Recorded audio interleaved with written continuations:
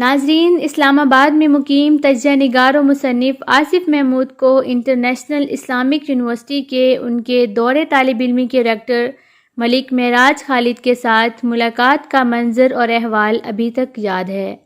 انہوں نے بتایا کہ اسلامی یونیورسٹی میں دوران تعلیم فیسوں میں اضافے پر انہوں نے مقامی اخبار میں چھپنے والے اپنے کالم میں ریکٹر پر تنقید کی، جس پر ان کی جواب طلبی ہوئی۔ اس گستاخی پر یونیورسٹی سے بے دخلی کے خوف کے ساتھ وہ ریکٹر آفس میں داخل ہوئے۔ ایک دودھ فروش کا بیٹا یونیورسٹی کا ریکٹر بن گیا تو اس کی گردن میں سریا آ گیا۔ آپ نے کالم میں میرے بارے میں یہی لکھا ہے نا؟ ملک صاحب نے سوالیہ انداز میں میری طرف دیکھتے ہوئے کہا۔ آپ کو بلانے کا مقصد کچھ ادھوری معلومات کو مکمل کرنا ہے۔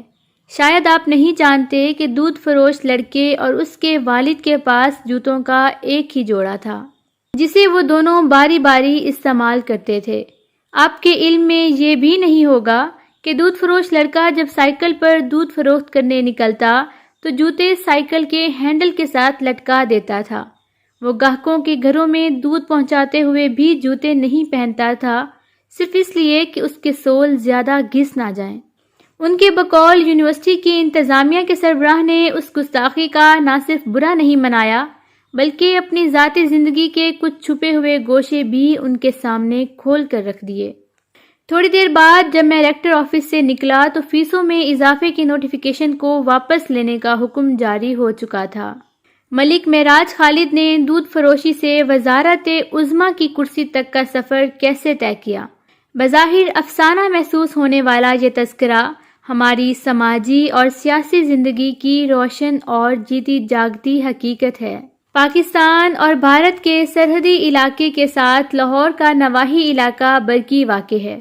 ایک غریب کسان خاندان میں 1914 میں ملک معراج خالد کا جنم ہوا۔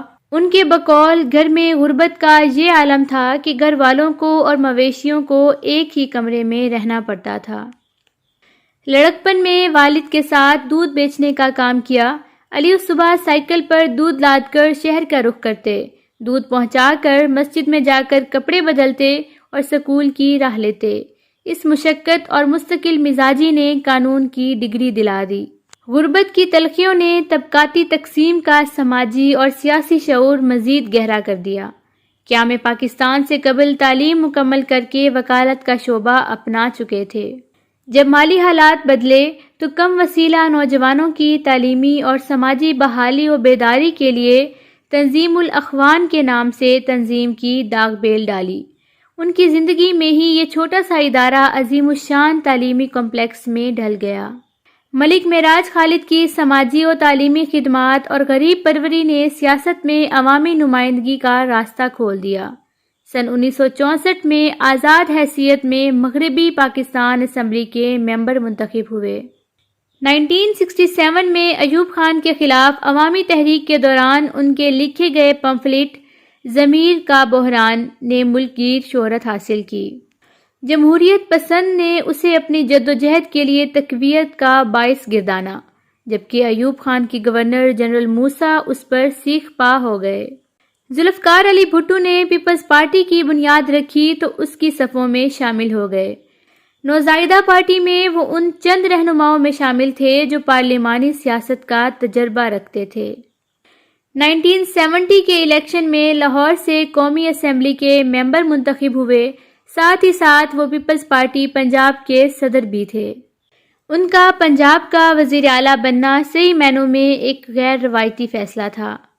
جس منصب پر اس سے پہلے دولتانہ اور ممدوح جیسے جاگیردار فائز رہ چکے ہوں، وہاں ایک مڈل کلاس سیاسی کارکن وکیل کے وزارت اعلیٰ کے عہدے پر فائز ہونے کو جاگیردارانہ نظام کے خاتمے کے آغاز کے طور پر دیکھا گیا۔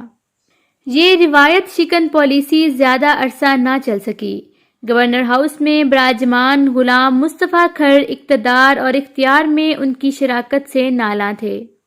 معروف دانشور اور مصنف پروفیسر فتح محمد ملک کہتے ہیں کہ گورنر جو کہ طاقتور جاگیردار طبقے سے تعلق رکھتے تھے، انہیں لوئر مڈل کلاس سے وزیر اعلیٰ گوارا نہ تھا۔ جلد ہی دونوں میں کشمکش شروع ہو گئی۔ فتح محمد ملک کے خیال میں ذوالفقار علی بھٹو کو سیاسی مصلحتوں کی وجہ سے گھر کی زیادہ ضرورت تھی، اس لیے معراج خالد صاحب کو وزارت اعلیٰ سے سبکدوش کر کے مرکز میں وزیر زراعت بنا دیا گیا۔ شاید ذوالفقار علی بھٹو کے ذہن کے کسی گوشے میں ماضی کی ناانصافی کی کسک موجود تھی، اس لیے 1977 کے الیکشن کے بعد انہیں اس بد نصیب اسمبلی کا اسپیکر بنا دیا گیا جس کی زندگی محض چند مہینے تھی۔ مارشل لا کے نفاذ کے بعد سیاسی منظرنامہ تبدیل ہو گیا۔ یہ معراج خالد صاحب کے دھیمے مزاج اور صلح جو شخصیت کا اثر تھا یا کوئی سیاسی مصلحت کہ ضیاء الحق دور میں عملی سیاست کے تقاضوں اور ہنگاموں میں صف اول میں نظر نہ آئے۔ فاروق لغاری کے ہاتھوں بے نظیر بھٹو کی حکومت کی رخصتی کے بعد معراج خالد نگران وزیر اعظم بنے۔ ملک معراج خالد نے 1996 میں بطور نگران وزیر اعظم حلف اٹھایا۔ نگران وزیر اعظم ہونے کے باوجود ملک معراج خالد کی عوامیت اور سادگی میں ذرا برابر بھی فرق نہ آیا۔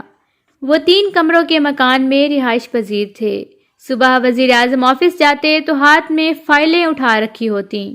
جس طرح سابق مشرقی پاکستان کے لیڈر مولانا بھاشانی اپنے طرز زندگی اور سادگی کی وجہ سے عام لوگوں میں مشکل سے پہچانے جاتے تھے، اسی طرح کہا جا سکتا ہے کہ مغربی پاکستان میں معراج خالد اپنے طرز سیاست اور درویشانہ طریقہ کار کی وجہ سے کبھی بھی عام آدمی سے مختلف نہیں لگتے تھے۔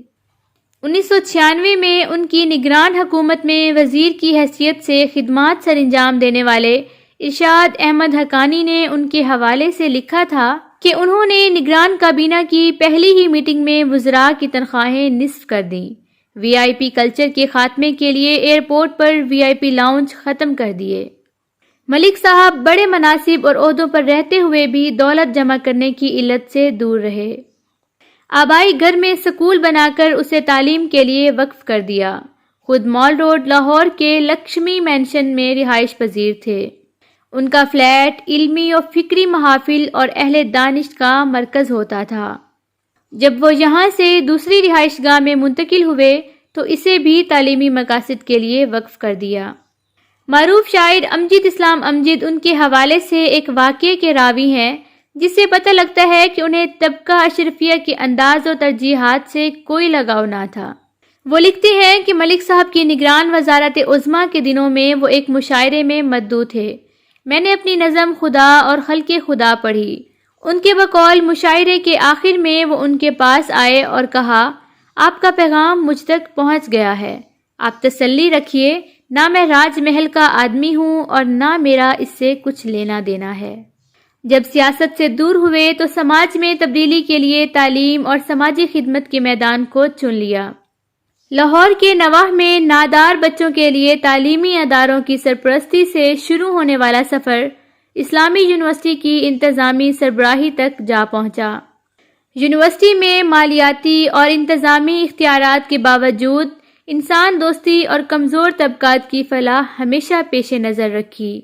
وہ یونیورسٹی انتظامیہ کے سربراہ تھے، مگر اس کے ساتھ ہی ملازمین کی یونین کی سرپرستی بھی قبول کی۔ حالانکہ انتظامیہ اور یونین کے درمیان مفادات کے ٹکراؤ سے تعلقات کبھی خوشگوار نہیں ہوتے۔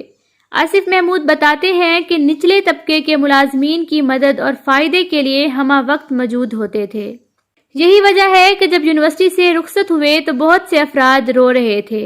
ایسی الوداعی تقریب شاید ہی کسی کو نصیب ہوئی ہو۔ ہمدردی اور انسان دوستی کا جذبہ صرف عام لوگوں تک محدود نہ تھا، ان کے سیاسی مخالفین اور حریفوں کے لیے دل کی کشادگی اور اعلیٰ ظرفی کا اندازہ پروفیسر فتح محمد ملک کے بیان کردہ واقعے سے بخوبی لگایا جا سکتا ہے۔ ان کے مطابق وزارت اعلیٰ کے دور میں ان کے علم میں آیا کہ پنجاب کے مشہور سیاستدان چودھری ظہور الہی کی بیٹی کو گورنر کی ایما پر لاہور کالج فار ویمن داخلہ دینے سے گریزاں ہے۔ ملک معراج خالد نے پرنسپل کو طلب کیا اور یہ جان کر کہ چودھری صاحب کی بیٹی داخلے کی اہل ہے، گورنر کی ناراضگی کی پرواہ نہ کرتے ہوئے پرنسپل کو داخلہ دینے کا حکم دیا۔ 3 دفعہ قومی اسمبلی کی رکنیت اور وزارت عظمیٰ اور وزارت اعلیٰ کے مناصب کے باوجود سرکاری مراعات، سہولیات اور تعشیات سے اپنے آپ کو دور رکھا۔ ایک عام آدمی کی حیثیت سے سیاسی زندگی کا آغاز کیا۔ عروج کے دور میں بھی زندگی کے رنگ ڈھنگ میں عوامی ڈھنگ غالب رہا۔ اسی سبب رائج الوقت سیاست کے لیے مسفٹ ہو گئے تھے۔ بقول آصف محمود وہ کہا کرتے تھے کہ اب اگر میں انتخابات میں حصہ لوں تو ضمانت ضبط کروا بیٹھوں۔ 13 جون سن 2003 کو وقت رخصت معراج خالد نے مال و متاع کے بجائے اصول پسندی اور علم پروری کا ورثہ اپنے پیچھے چھوڑا۔ ناظرین، ہماری یہ ویڈیو کیسی لگی اس کے بارے میں ایک کمنٹ ضرور دیجیے گا۔ ہاں، اگر ابھی تک آپ نے ہمارا چینل سبسکرائب نہیں کیا تو پلیز اس ویڈیو کو لائک اور چینل کو سبسکرائب کرنا نہ بھولیے گا۔ اللہ حافظ۔